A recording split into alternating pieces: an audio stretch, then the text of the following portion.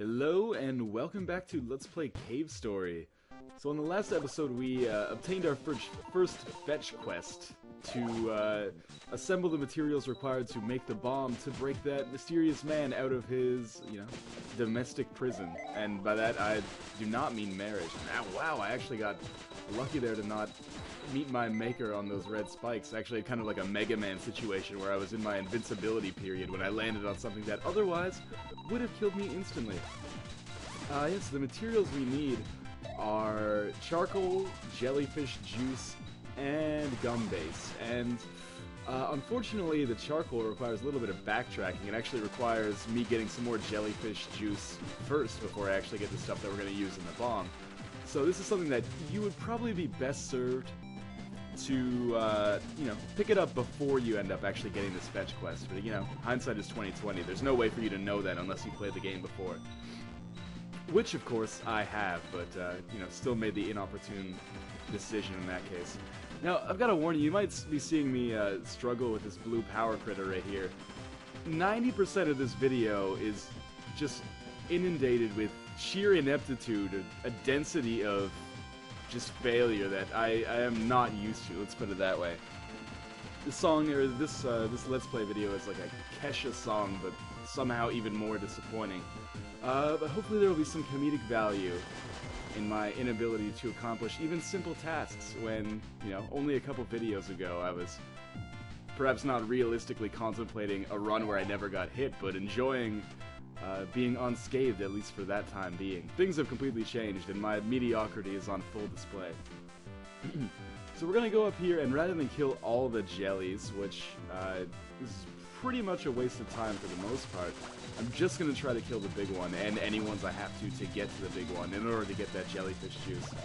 I might be better served by going more slowly, because in that way I could actually, avoid situations like this where that treasure chest is surrounded by 50 creatures that all want me dead. But what I could do is just get the treasure chest and then get the fuck out of Dodge as fast as I can. And, that's what I should be doing, but instead I'm gonna linger a little bit, try to get some of these hearts to get back to full health. And then we'll head back to Santa's house to get the charcoal. So once we get there, and actually that was much shorter of a walk than I remember, but in any case, once we get there, we will, you guessed it, use the jellyfish juice to put out the fire in his fireplace and grab the smoldering hot charcoal with our cold, lifeless robot hands. And then vacate the premises. And actually, there was no need for me to get all of that health back there, because there's actually a health refill station here. I like how Santa has those deadly red spikes just sitting in his apartment. Like, dude, call 1-800-JUNK or something. Get that stuff out of there. I wonder if that's a joke that's Canadian only. Well, in any case, holla at your Canadian friends here, Canadian fans. Canadian viewers, I don't know what to call you guys, we've got a complicated relationship. I would equate that to some celebrity relationship if I knew anything about celebrity culture at all. So now, just to add to a little bit of the tedium and kind of reinforce why I hate fetch quests a lot of the time, we have to get some more jellyfish juice, and this is the stuff we're going to use in the actual bomb production itself. The Anarchist Cookbook, so it were.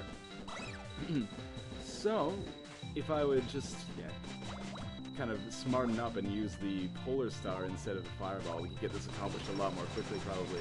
Although the Fireball is a great weapon for Grasstown, the enemies that are in the air, not so much. Those things have a pretty substantial mass to them. They drop really quickly. So, now we have 2/3 of the ingredients, and all we gotta do is get the gum base, which is actually going to take up the rest of this video, I believe, because it includes kind of a dangerous or harrowing trek, as well as, we don't even need to, I should, as an aside, say, we don't need to go inside of Chaco's house and go at the fireplace anymore, now that the fans are turned on. So, you can only carry one jellyfish juice at a time, otherwise the game would have been impossible to pass at this point. What was I saying? Oh yeah, a harrowing path followed by a boss battle that I'm just shockingly poor at. Not just poor like in a gameplay sense, but poor in a tactical sense. Poor as in stupid, not poor as in unskilled. So, take the same way that we've been going this whole time. And if I have one complaint about the grassland, it's that you cover the same ground a lot. And, you know, by a lot, I mean, you know, potentially 4 or 5 times. Particularly if you save as judiciously as I do and want to make sure you hit the save point every time. Which is a problem, because every time you exit or enter a door, obviously, the enemies respawn. So, you gotta be on your game. It's easy to lose a lot of experience here. It's also easy to mess up a jump 3 or 4 times if, you know, your finger's just not strong enough to hold the A button down like mine is, I guess. The A button or the jump key, whatever you're choosing to use. I wonder if most people choose to use the controller or the keyboard for this game. I find that with platformers, I really just cannot use the keyboard. It just doesn't work for me. The gamepad just feels so much more natural. This is my main complaint about N, The Way of the Ninja. Like, that's a game I would love to play and I think would be right up my alley, but just can't get into it with the keyboard. So we talked to the man trapped in this vaguely rectangular prison, and he gives us this gum key. And what this is going to do is allow us to get to the gum base. But first, we're going to go up here, because there is a room that we could not get to before the fan was turned on. And if I could just land on that platform, that would make both of our lives a little bit easier. I warned you guys, like, caveat emptor, there is a significant failure in this video. So within this treasure chest, we will get another max missile upgrade, which is quite useful. We're sitting at, I believe, 20 or 25 right now. But either way, that's enough to do some serious damage to a lot of bosses. And as we get it, we're attacked by this enraged Mamiga, who actually took a good chunk of health out of me. And I tried to loot his corpse, but unfortunately nothing. Tried to loot his fireplace, and imagine that, he has no valuable items just sitting in his fireplace. This guy must be an idiot. So we'll go back here and save, because I would hate to have to do that fight again. Won't worry too much about getting hit at this point, but I'll re-level up my fireball, because there is a health and wellness spot here. And then we will save again, of course. I would be remiss if I didn't include absolutely all of those save points in this Let's Play, because I want you guys to know just how careful I am when I play this game.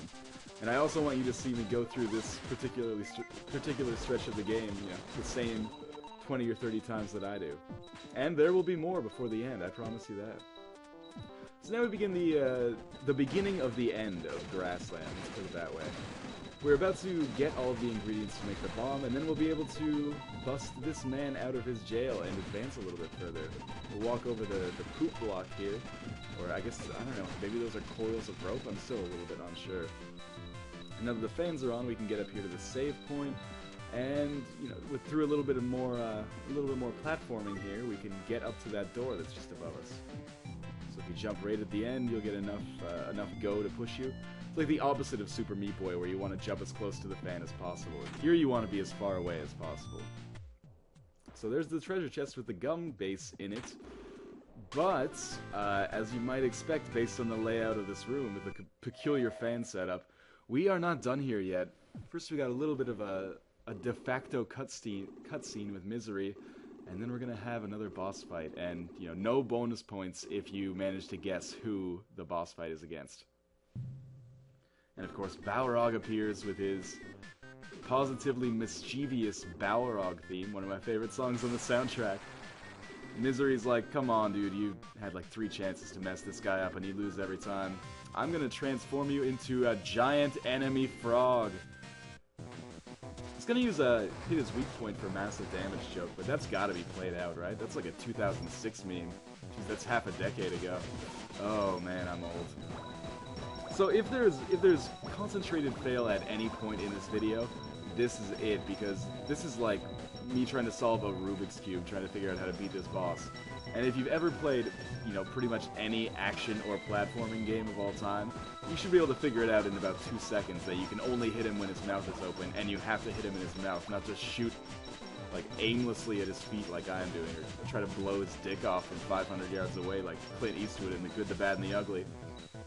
But unfortunately, I'm having a little bit of a palsy moment right here, and there I finally cracked the riddle and can now hopefully move on a little bit further. But of course, I'll before that, I'll waste all of my missiles killing all of these minion frogs when I could just easily do it with the fireball or the polar star. Probably the fireball would be the best choice.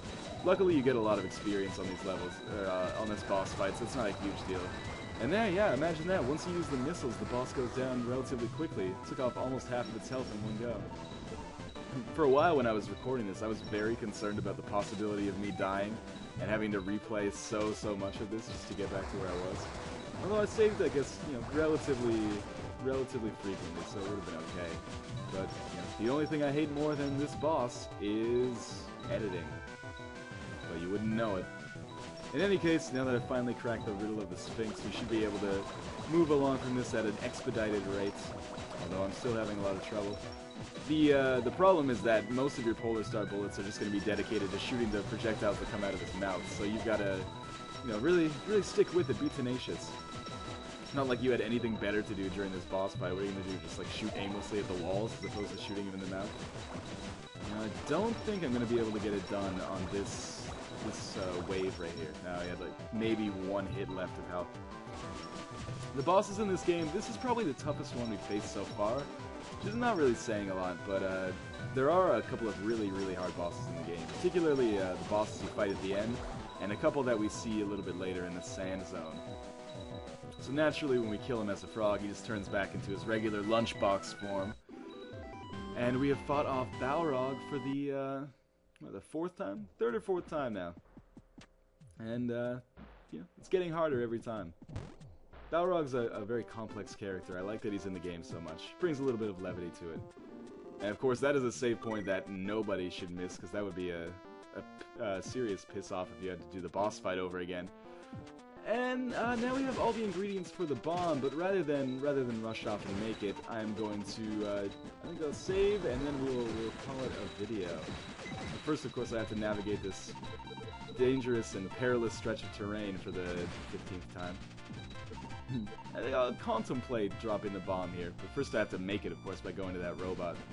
So yeah, might as well put that in its own video where it belongs.